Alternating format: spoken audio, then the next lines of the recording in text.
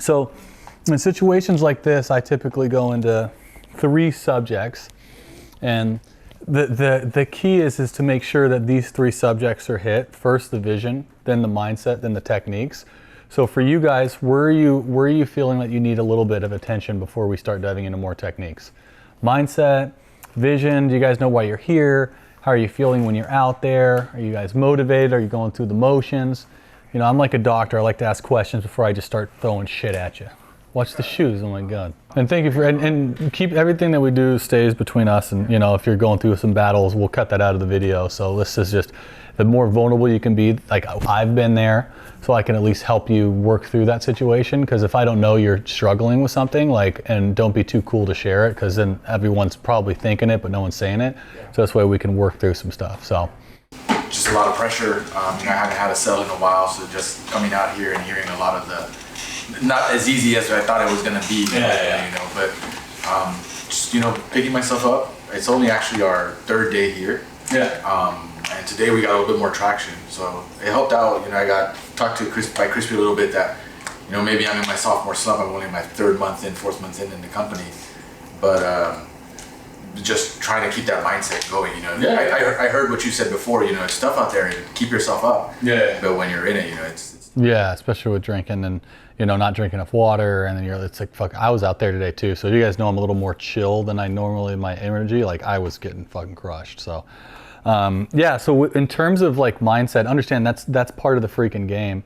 And you know, what have you been eating, and what have you been like doing before the doors and stuff like that? Have you guys been paying much attention to like your intake on what you've been eating and stuff? Or has it been kind of just... A lot of energy drinks. Okay. Yeah. A lot of Red Bulls in the morning. Yeah. Okay. But they worked out this morning. I mean, a lot of them worked out this morning. Okay, We had a high protein breakfast. Right? Exactly. I've been eating more breakfast and drinking water, of course, but I think just being out in the sun, crushing me. Yeah. I realized that too. Is we did the gym, being out in the sun all day, and then you come home and, like you said, you know, you kind of party a little bit, and you know, all that stuff, it wears on you as well. Yeah, I one thing that I've been so strict on, and you guys take this for what it is, but you know, obviously being able to sustain longevity, like I never partied ever. Like I never drank, I never did anything during the blitzes that I would go on. And my blitzes would be for 4 to 5 months straight. I would do this in a place like this, living 5 months straight, 6 days a week, every single day, like freaking Groundhog's Day. Maria knows we had a house a little smaller than this in Texas, and just it was every single day doing the same thing. And you think that it gets repetitive? I ate the same breakfast 5 months in a row. I worked out every single day at the same time, two times a week, every single certain times of the week, like getting in that routine. And then understanding, that's why vision's so important, is you have to have like a cherry at the end of the road. Why I'm working hard over these next 4 months is I want to go to Costa Rica, and I'm going to go rebuild an animal sanctuary for my charity company. And so then that's after I get done with that, then I can go and hang out on the beach and have fun. Because how much more fun is that, having a nice beer and celebrating and partying after you've accomplished something? And that's where I see, like, I'm 32, and you know, I've been knocking for, this is my 15th year, and I was hanging out with a guy that literally started with me. This is literally on Saturday. It was my friend's 32nd birthday party, and we both started at the same time.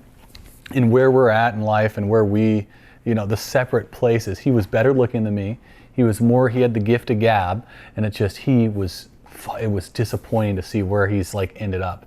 Working as like a hands-on type of guy, making XYZ amount an hour, living with his parents, his girlfriend lives with him, and it's like, bro, what the hell? It's just these little choices that we make. And I remember this is where it came to. I was in Seattle, Washington, and it was raining that day, and it was my 3rd week doing it. Now, you did 3 months, but I don't know if it's been consistently day over day over day.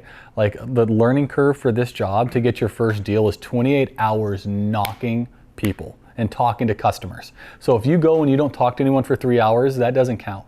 The number is you spending 28 hours to talk to somebody, then typically you get your deal. So understand that's like the metrics to see if this job is cut out for you or not.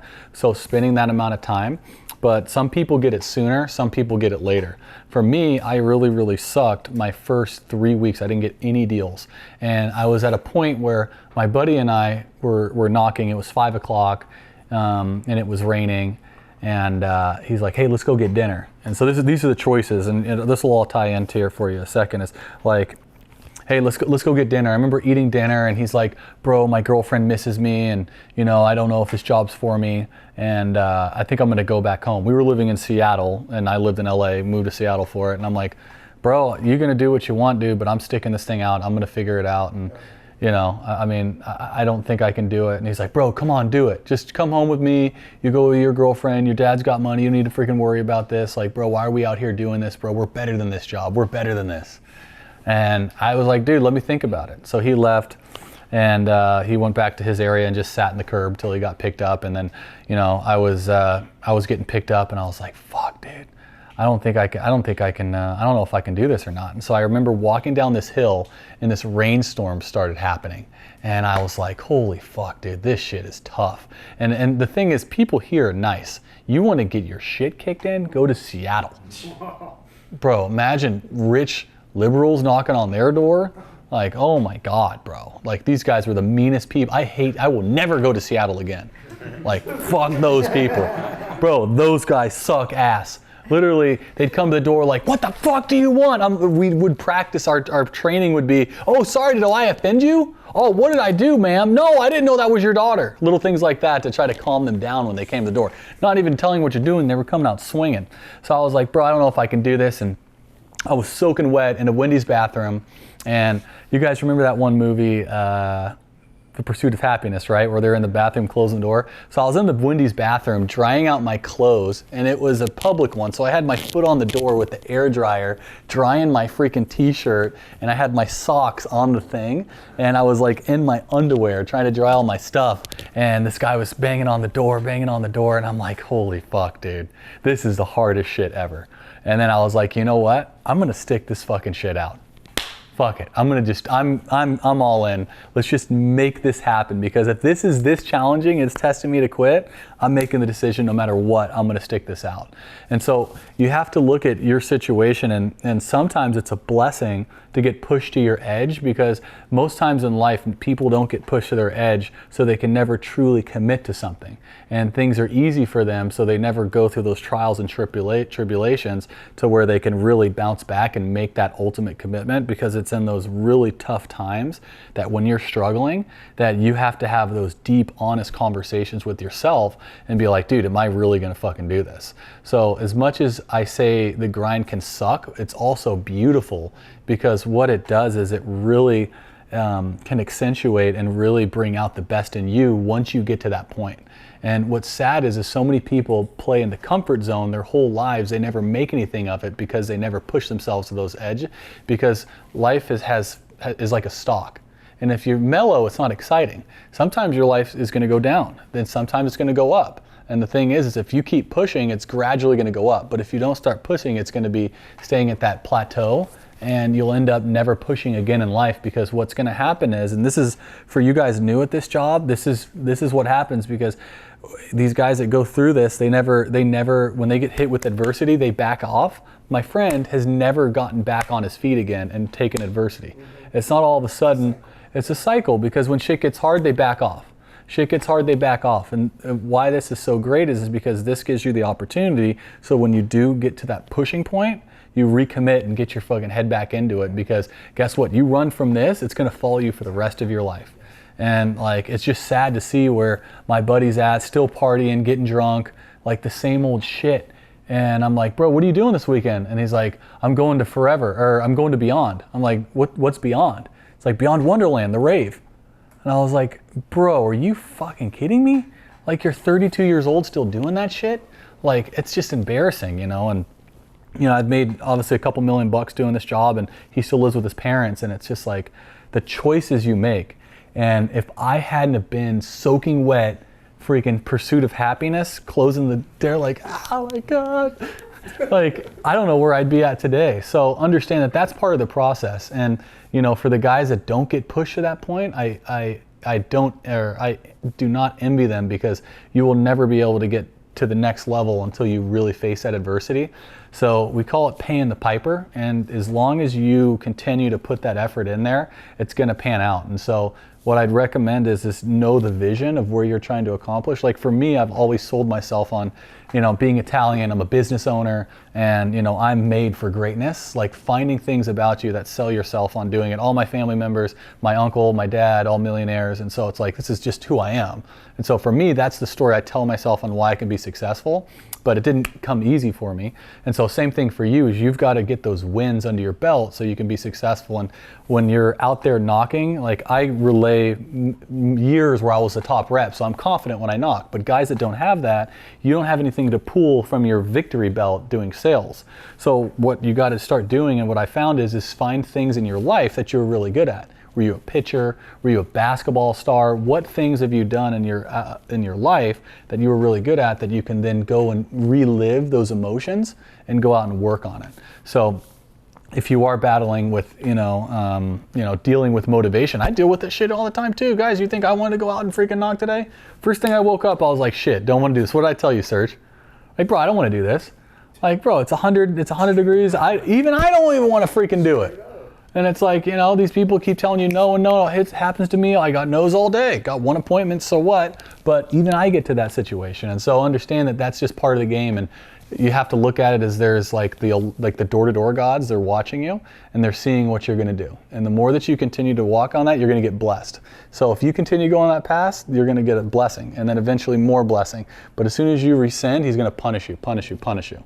So that's how you got to look at it. If you look at it as a game, it takes the emotional side out of it and it pulls you towards the big picture. So that was a long-winded answer to paint the picture of why it's so important to know that the choices you make when shit gets tough, like you can run away from this job, but the problem will never go away. That's why that's why if you figure this shit out, you'll be set for the rest of your life. So just make a habit of when that shit gets hard, you just go straight into it. You freaking go straight into it. Because think about it, guys, are we making this a bigger deal than it already is? Is it really that hard to sell this shit? These guys' bills are how much?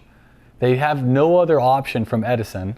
Like if they knew at the end of the day they could get their electricity from solar cheaper than they could get it from freaking Edison, would they do it? 100%. Yeah, so who's making it hard, the customer or us? No, us. Customer just doesn't understand. Our whole job is just to educate them. And then we get mad when the customer fucking doesn't understand. Whose fault is it? Is the customer an idiot? No, we're idiots because I can't freaking explain it to the customer. Yeah, that's it. So the thing is when you start taking ownership of it and ownership of the way the customers understand things, then you can control it. But if they're an idiot, you can't fix it. But if you're like, I'm an idiot, so I'm so smart, I can communicate to an idiot, boom, that's what it is. And I honestly don't think people are idiots. I mean, there's some that are more conceptually smarter than others, but it's just understanding how to communicate with different people. And so if you're trying to, communicate with an introvert the same way you communicate with an extrovert, you're going to run into problems. And that goes into more in-depth, like being able to tell the difference between individual people and stuff like that. But yeah, I mean, we all go through it. And like I said, if you're struggling, just, to kind of summarize it, just to relive things from your past that motivate you. And what I'd say is just sit down and write out 10 different things that you're fucking proud of. Like what are the most, if you're gonna be at your funeral, someone's gonna stand up on stage and read the 10 things that you accomplish in your life. What are those 10 things? And then when you go out and relive that and you think of all these amazing things you've created in life, people feel that energy because people wanna buy from winners. It's like, and so they feel that energy from you. That's all it comes down to. And it gets hard when it's 5 o'clock and you didn't eat the best breakfast or you didn't have the right lunch. Like if you only eat a good breakfast and you don't have a lunch, 5 o'clock, you're toast. Like even if you're not hungry at 1 or 2 o'clock, force yourself to eat so you have that energy, because then when your energy goes down, your attitude's hard to control. Because to control your attitude takes a lot of juice. So having a Snicker or having some kind of quality snack on you and then water, very, very key. And another way to tell if you're not getting enough water is you're not peeing. So if you're not like, hey man, get in the house, transition, hey, I gotta go to the bathroom, that means you haven't drank enough water, and you gotta be smart. Now is cool, wait till summertime comes around, it'll kick your freaking ass. So making sure that everywhere you go, understand that not to leave your neighborhood. Every person in there has one or two bathrooms in their house. They all have water, so there's no excuse to go to the freaking gas station. Everywhere you go has that type of stuff. So yeah, I mean, that's really my philosophy on it, and that's what I tell you, man. I mean, you're in the right, we're all in that same boat, but those are just a little tips and strategies to kind of harness that back in. Another hack. This is alkaline water, so I make sure I have a filter at my house. I get the best water you can get. Really, really helps. Have you ever tasted like crappy water? Like someone takes out a plastic cup and you look in there and you're like, oh shit. Yeah, gross. Like really good to have alkaline. Yeah, I have one of those. Yeah, so mindset. So continuing to pump yourself up, drinking water, because you got to remember you're a high performing vehicle. Fill it up with energy. Eat the right type of food, go to the store, find a healthy snack bar. I used to use Bulletproof. That's my favorite brand. Bulletproof is, they sell these protein bars, and they're very, very healthy. I'd recommend getting those, and then having a good drink of water. And then if you have a car, put a little gas cart or ice chest in there and just load it up with all Bulletproof products. They have fat water in there, which basically has fat to help with brain cognitivity. There's also coconut oil, MCT oil, that I would go get salmon and put it in my ice chest and put it on there. So when I was eating, or during 2 or 3 o'clock in the afternoon, and I was getting tired, I was boom, slamming it. So all these little things get prepared for it. So that's my like little hack that I would do. Maria remembers my little lunchbox that I'd have every single day. So yeah, that was fun. So what else? Other mindset stuff, vision. Who really knows, like, why are we here in this why are we here in this city? Do you guys know why we came out to this place? Do you know why we're here blitzing? Do you know why we're in the blitz model? Do you know why the business is running like this? Speak up. Intense focus. Okay.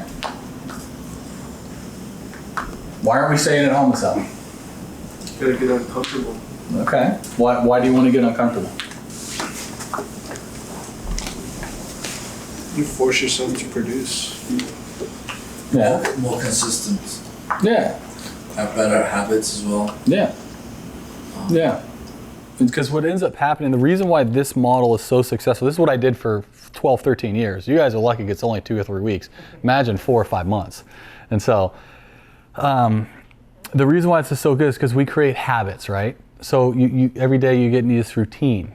And so the point of these blitzes is you up-level yourself, and for 3 weeks you try to, or however long the blitzes are, 10 days, 20 days on, 10 days off, however you guys are doing it, it's for those 20 days you become the best version of yourself. The best version, if you could just, hey, this is who I am at home, this is who I am on the blitz, and that's what I want to train on tonight, and we're going to grab a piece of paper and start writing some stuff down. But that's really what I want to train on, is when you show up to this blitz, let's get very, very clear on the person that you show up as. Because the person at home is a different person. When you show up here, this is a new person that you can create. And people don't realize the disconnect, because if you bring the same habits and the same attitude as the person that you were at home to these blitzes, what do you think is going to happen? Same shit. So we really want to get clear on, when you show up to these blitzes, what's the most, who do you show up as? So do you guys have pens and papers, or mostly phones? Anyone have anything to write with? So grab something. I want to get clear on this, because this will really, really help you guys out. To write out at the top of this is, I want you to think of who is your role model. Who's someone that you really look up to? They can be real, they can be fake. Who's your superhero, is what we call it. Who's someone that you've always looked up to, and someone that you want to idolize or be like in your personal life? Someone that you think is freaking amazing. It doesn't have to be industry specific. Like for me, I've loved Shaquille O'Neal for so long, and I feel that Shaquille O'Neal's the perfect example, because he was a Hall of Fame basketball player, but he was goofy and he was funny and everybody loved him. And that's how I consider myself. I'm a Hall of Fame door knocker, but I'm goofy, funny, and some people love me, some don't. But I appreciate that because it shows that someone can be themselves and be a character and still make a huge impact on their sport and in the business world.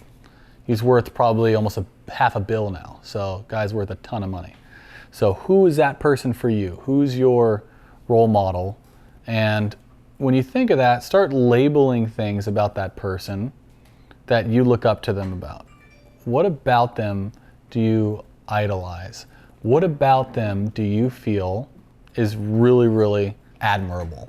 So take a few minutes and just list all the things that you like about that person. Their leadership skills, the way they perform in movies, the way they do concerts, if they're a reggaeton artist, you know, if it's Karol G, you know, what do you like about Karol G? Cool, and then what I want you to do is now stand up, find someone that you don't know very well in the group, and I want you to share who your superhero is with that person. So we got a couple minutes, so find someone who you don't know very well and I want you to share with them. It was like,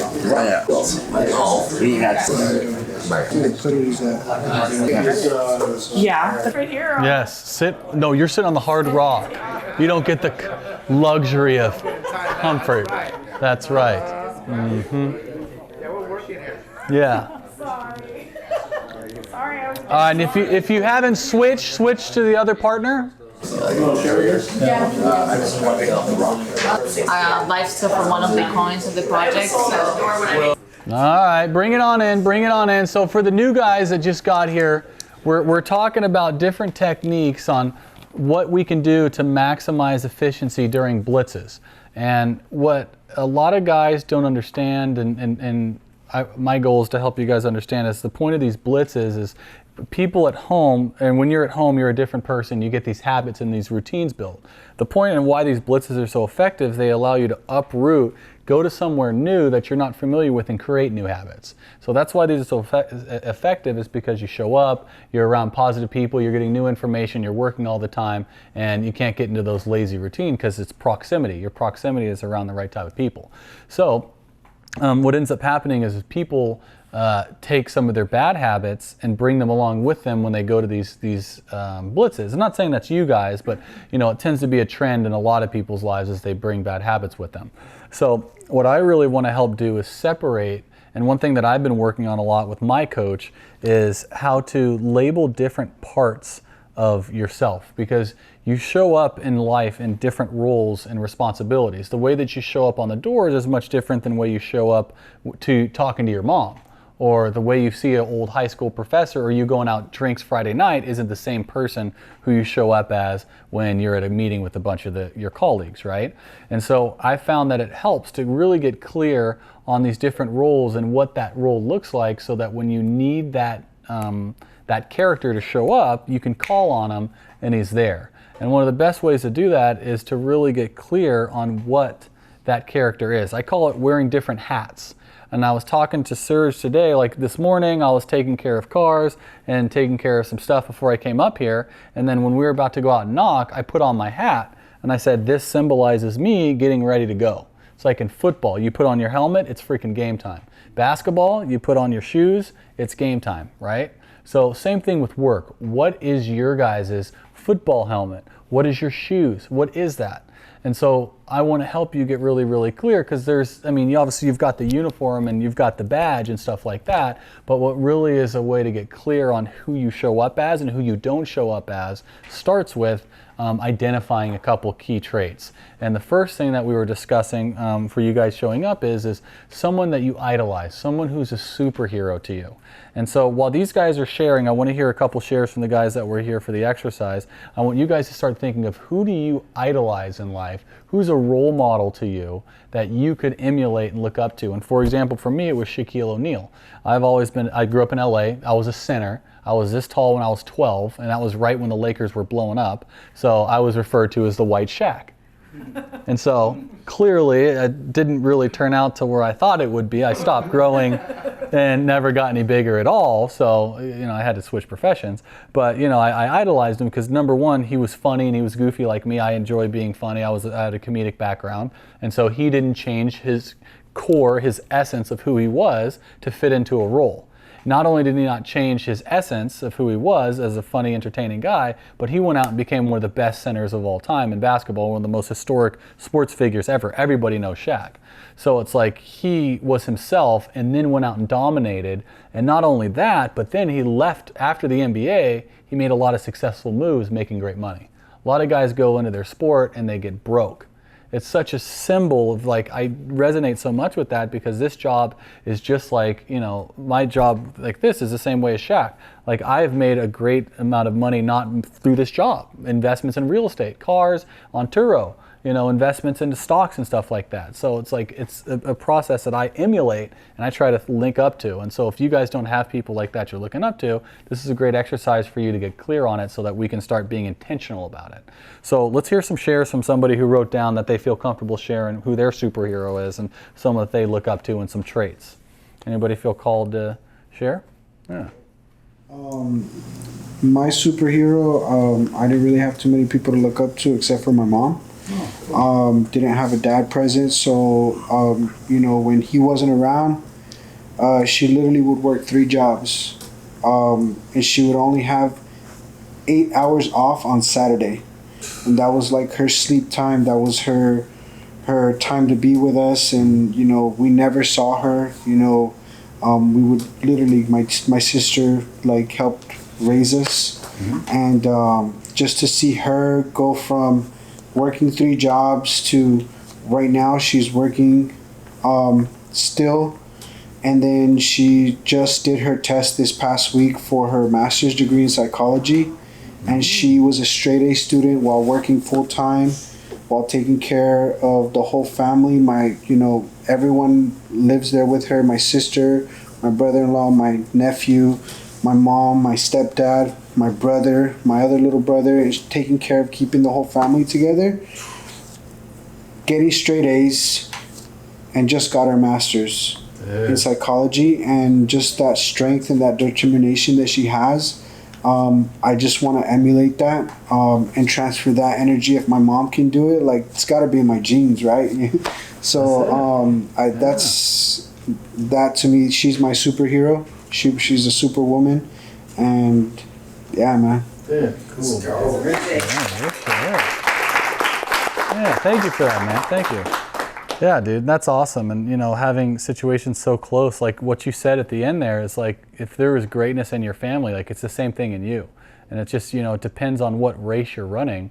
And it's still that ability to pull that from your genetics or in your mindset, pulling that out, it's there. Just, you got to tap into it. Next, who else would like to share something? I feel called to. I'll go. I'm down. Yeah. I'm tired. Shut up. I didn't say anything. So Kobe, you know what I'm saying? Black Mamba. You know what I mean? So just like a few, when it comes to like leadership and stuff, you know, you think about the great leaders in history, they go out and they lead by example, right? And they're out there like, first one on the court, last one to leave, first one out to work, last person to come off the field, right? And like, especially at blitzes and stuff like that, you know, I try to be that way for you guys. Like, I try to show you that hard work ethic, right? And try to be a role model for people. You know, there's like that Mamba mentality, right? Like, you know, being resilient, overcoming all obstacles, like just outworking everyone, you know? And I think that that's something that I just try to aspire to. You know, I think it's a practice. You never get there, right? But like, that is part of the Mamba mentality, right? It's just, you know, it's a practice. Every day you gotta try. It's like you're never there, but you know, it's a practice every single day. So, you know, just putting the team on his back, you know, being the guy, you know, like when Voltaic needs it, I try to be the guy that comes through, you know, and I know I put a lot of pressure on myself, and it's because I want, like Kobe does, to challenge our team to be better, right? To challenge our teammates to reach new heights that they couldn't on their own. Especially, you know, Danny knows what this is like. He's like, you know, at this point in my career, like I've had successes and things like that, but my whole goal as a leader, as your leader, is to challenge you all to, be the best part of this team as possible. So, yeah, and he's just a guy that makes everyone around him better, and I hope that I can do that for you guys. So. Hell yeah. And for the sake of time, we're going to go into the next exercise. Thanks for sharing that, man. R.I.P. Mamba.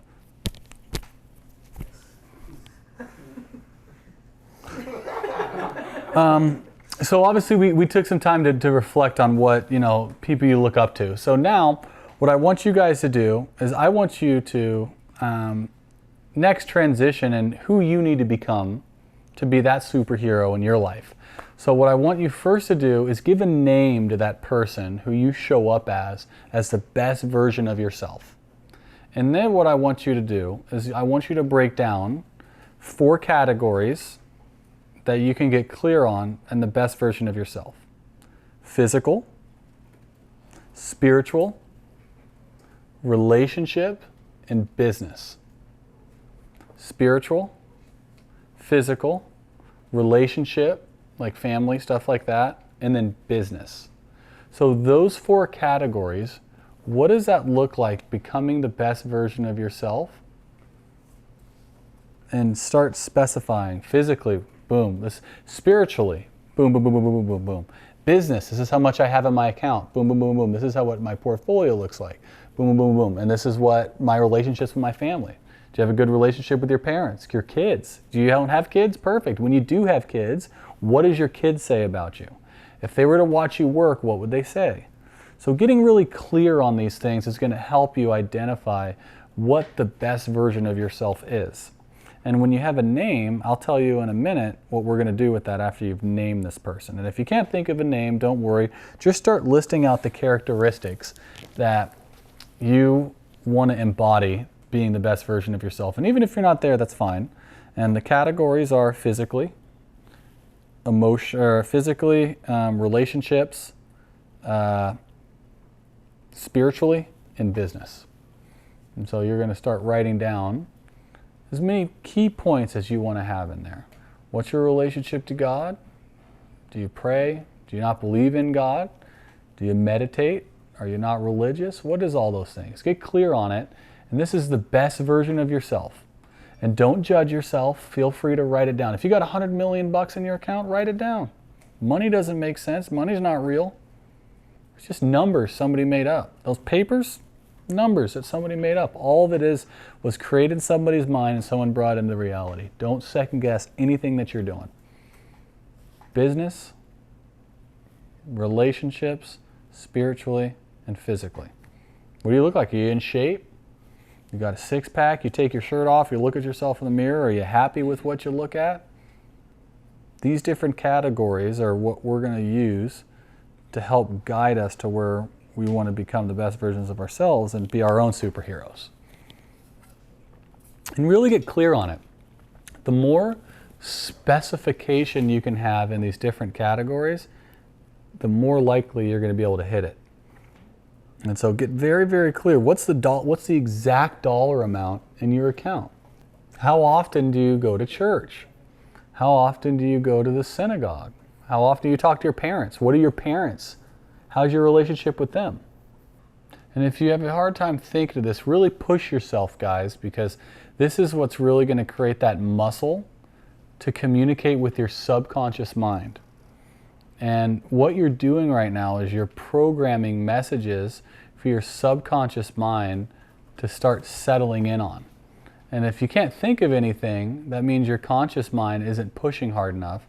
And I challenge you to really, really push hard to get as clear as you can on these things.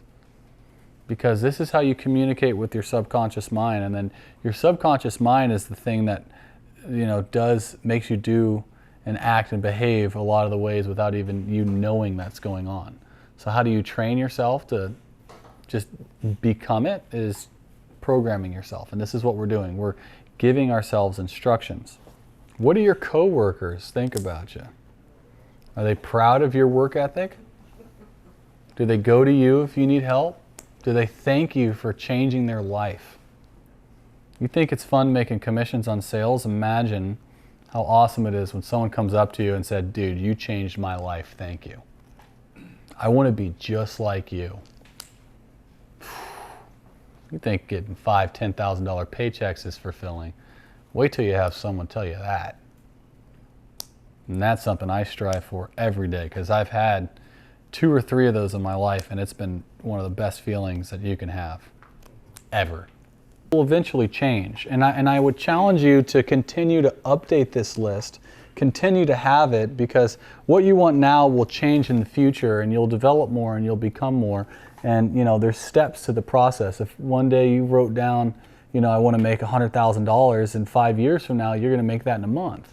So your goals will steadily get bigger and bigger and bigger, but the process that I'm teaching you is something that you guys can continue to use forever as you grow in your life. So what I'd like everybody to do is stand up, find a different partner, and then we're going to share for a couple minutes on what they wrote down each individual section. Good,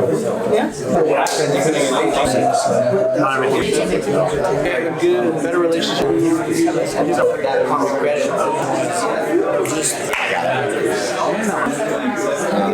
Who'd like to share something? Do you guys like that exercise? Yeah.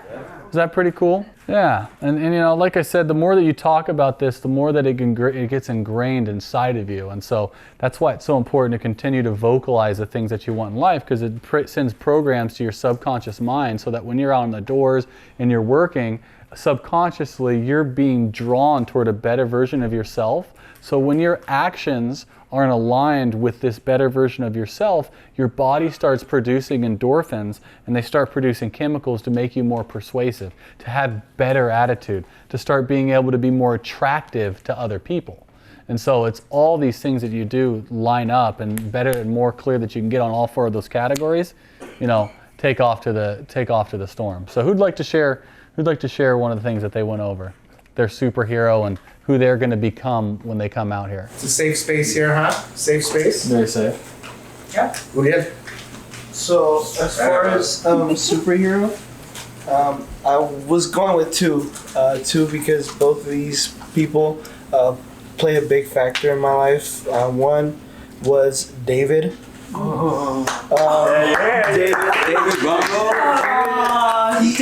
David. Like, I've spent barely enough time with him, but like in the short time that I have met this guy, like he's just like a big impact. The other one was Ryan. Right. He's just like I don't want to get emotional here, but it's just Ryan. He's just like a role model to me. Like everything that he does, it's just like makes me want to be better. But yeah, I have a lot of big goals. I want to become a better person by going to church more, getting closer to God, better relationship with my parents, definitely, and have my hand financially in a lot of things, like stocks, stuff like that. And yeah, cool. That's about it. Absolutely, man. Give them a round of applause. Yeah, and that's funny that you mentioned family, and I'm sure we all had that written on our list, but perfect example for me, it was my 4th year knocking, and one of the sacrifices I did, I literally cut out all my friends, all my family. I talked to my mom maybe once or twice every 2 or 3 months, and I remember winning the top salesman of the year at the time, and I was number 1 across the entire country. And I was so freaking pumped, and I went to call my mom and to brag to her about it, and she had no idea what was going on. And I was like, fuck, dude, that sucks. On the road to success, if you don't bring any people with you, when you cross that finish line, that fucking hurts, bro.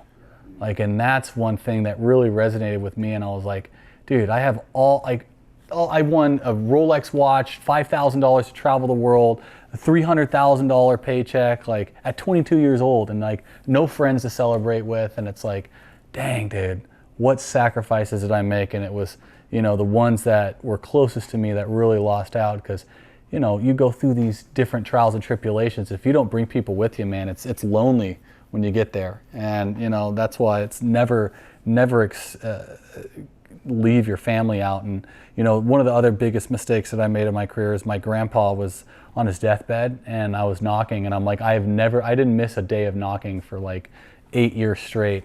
And that was just my rule. And it was, my grandpa was on his deathbed, and I was like, Dad, I'm not sorry. Unfortunately, I'm not leaving work. And let me call him. And then I was working, and I literally took like an hour break and went and called my grandpa while he's on his deathbed, like sitting in Chesapeake, Virginia, on a corner. I know exactly where I was sitting too. And it's like, damn, dude, that was a huge mistake that I made, because I made them do the funeral on Sunday. So I flew in Sunday and flew out early Monday morning so I wouldn't miss the meeting. And I was like, bro, my priorities were so fucked up. And it's like, that's one thing. You miss weddings, but you never miss funerals and stuff. And so those are just a couple little things that I learned along the way. And it was sad that I sacrificed like my family relationship for that. And looking back, I'm like, dude, that was not fucking cool.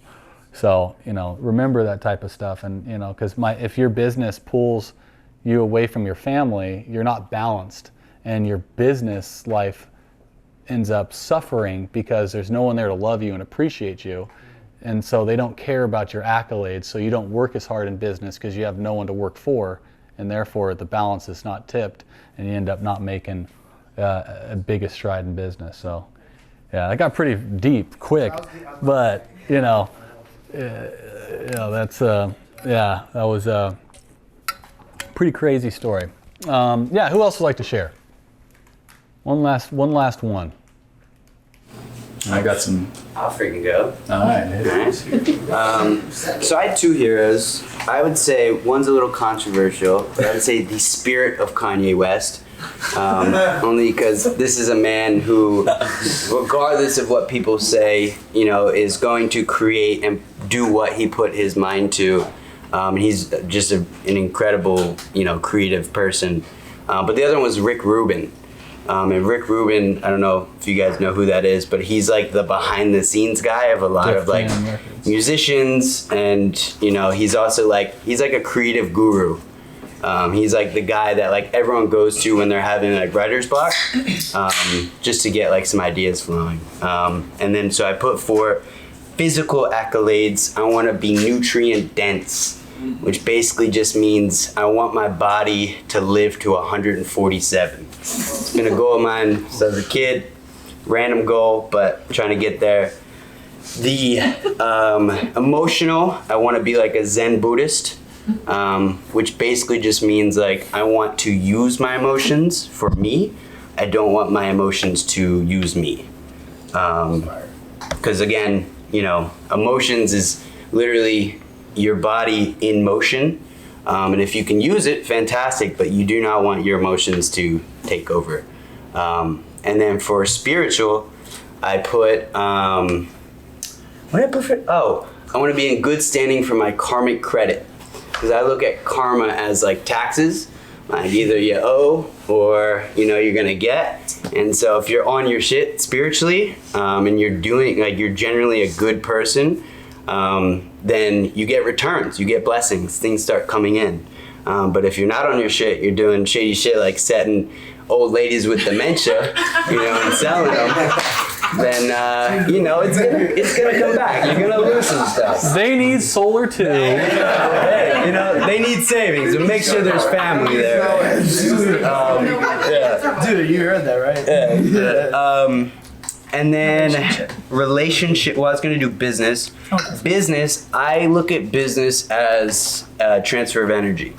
So really for me, I want to do businesses to A, bring creative ideas into life, and then B, allow people that I love and who are around me to do the same, and to be in a position where maybe they're having an off month, but they don't need to go out and work as hard as possible. They can stay in and reflect and, work on creative projects of their own. So I want to be able to just be like an anchor for, I'm from Delaware, so, motherfuckers in Delaware, they ain't doing shit. So I'm trying to bring them over so they can actually live out their dreams. And then relationships, I want to be somebody who almost like magnetizes people who want to build. Meaning like, I want to be somebody who can almost like, my subconscious can like magnetize people who want to like, like build pyramids and, like massive communities or like a city or some shit. I don't want to be around people that want to do small shit.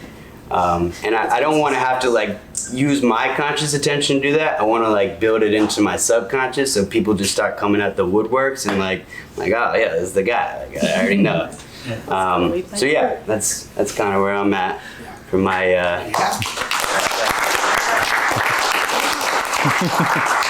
Nice. They're here. They're outside. They're watching us. That's it. They're all watching us. Tell them I'll be out for the jacuzzi. That's right. So yeah, that's awesome. What the fuck was going on? My man. I mean, it's all right. So with that being said, thank God. Yeah, he's got the red lights on. He's ready to go. You saw the biohacking goggles. I know what he's doing. So guys, the reason why we did this exercise, and if you didn't feel sharing, that's fine. And I challenge you to, as you're going through these, you continue to develop that list of who you become, because you never get there, but you chase that person. And that's what's exciting about this job, is you're always chasing that person in your life. And what's beautiful about these blitzes is for 10 days, you could step into that person, and for 10 days, just become him. And then what ends up happening is, if you continue to do that over and over and over again, the person who you want to be versus the person you're trying to be become one. And that is what's so special about this job, is it continues to put you in a situation where you develop and you get better and you become the best version of yourself. And that's what's been so amazing about this job, and that's what's been so amazing for me. And why I love doing this is because I get to see people chasing that version of themselves they want to be. And if I could emphasize anything, you can do anything for 10 days and then go back to your bullshit. Sell yourself on, hey, for 10 days, I'm gonna read the Bible once a day in the morning, one chapter. I'm gonna do 10 push-ups. I'm gonna not eat a bunch of sugar. I'm not gonna drink any sugary drinks. For 10 days you can do it, and watch what happens with these little tiny adjustments in your life. And then once you start making those adjustments, imagine how much better your days are on the doors. So, that being said, guys, remember that when you go out there tomorrow, think of that person you want to become and fucking just become him for 10 days. Act as if. So trigger with this something that you do or something that you wear that you know it's freaking game time. When I put my hat on, I have a special hat that I wear. If you guys notice, there's different versions of me where I show up. If you see me in different hats, that's my indicator to know what person I am under. So when I wear this hat, this is when it's time to freaking get to work. I have other hats that don't have, like, that are different colors and stuff like that. So I know that I'm not showing up as a person that I don't need to show up as. So with that being said, guys, that's a very, very powerful tool. And that's what makes the best sales reps, because they can turn it on and turn it off. And so with that being said, guys, thank you for letting me come in. I know you're hungry. I hope, was that valuable by a show of hands? You guys get some good nuggets? All right. Cool. I'll let you guys eat. I brought you some presents. So, who's the top setter so far? So, if you guys don't know what these are Knockstar. These are sales slicks that I use to sell with, and these are basically designed to break preoccupation for customers that have gotten hit super hard in turf. So if your clients have been knocked 1,000 times, these things break preoccupation and really get them involved. So I'll let you give these out to the top setters. Yeah.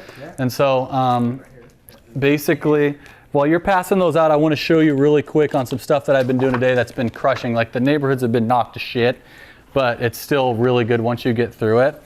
And it's basically, you're coming to the door and you're handing them stuff to get them more engaged. So the more engaged that you can get, the more likely that they're going to listen to you compared to the last 10 persons. So while I'm at the doorstep, I'm literally handing them things like this. Hey, did you get this in the mail? No? Yeah, you've got an Edison bill. It looks like this. Have you ever looked on the backside? Boom, boom, boom. Yeah. Well, the way we get rid of this is basically you have option A right now. You've probably heard of option B, but not the way I say it. So little things like that are really going to help integrate. That's good, right, honey? Yeah, it's money, huh? So these slicks are going to help it, and then I go into the 5 main questions of solar. These are the lingering questions, the hidden objections customers have when they're going to go solar. Is these 5 main questions here, and then there's a cost of doing nothing, like the urgency to build urgency with customers. Well, why can't I do this tomorrow? Well, there's a cost of doing nothing. By you not doing it now and you never getting into it, here's what this cost looks like, and then you break it down, show them all of it looks like, and then you explain to them, here's where we're at in the early adapter stage, is we're right here with it. Once it gets to mainstream and marketplace, the tax credit goes away and the discounts, or the price starts going higher. I don't know if you knew this, but when Tesla first came out, the premium Supreme package to make it super fast was included on all models. Now you have to pay extra for it. So they rewarded their early adopters with extra stuff. Same thing with solar. You're at a position now where you're getting extreme discount, and going forward, it's not always going to be as attractive. So that's why people are biting the bullet and getting over with while we're out here. And the thing is, the difference between old solar versus new, now it's all black on black. It's much better quality looking panels. And so, you know, these are all little things that I use to keep the flow of it. And then, you know, these are a couple different things that I talk about, is word of mouth, being vocal. Hey, if we set you up, you got to do this stuff for us. Peace of mind by having you're at a fixed rate every single month. You're at a fixed rate, it never goes up. Renting versus owning, and then 10 pillars of the things that, you know, people go solar for. So explaining all of these is really going to help you break preoccupation from your clients and give you a flow to your presentation. So the top performers, congratulations. If you guys didn't get a set, knockstar.com, we've got some there. And these things, I've literally used them every single door, every single sale that I've ever sold. So they freaking kick ass. So enjoy those, you guys. And, you know, hopefully you guys enjoyed this, and I'd love to continue to help. And so, yeah, other than that, I'll let you guys get to dinner, and you guys all have my Instagram or number. If you guys need anything, feel free to hit me up, and I'm gonna go hit some doors with Bryce tomorrow, and, you know, maybe we'll bring 5 or 10 of you guys out, and you can all shadow me, and we'll go have some fun. Danny freaking Pessy, everybody.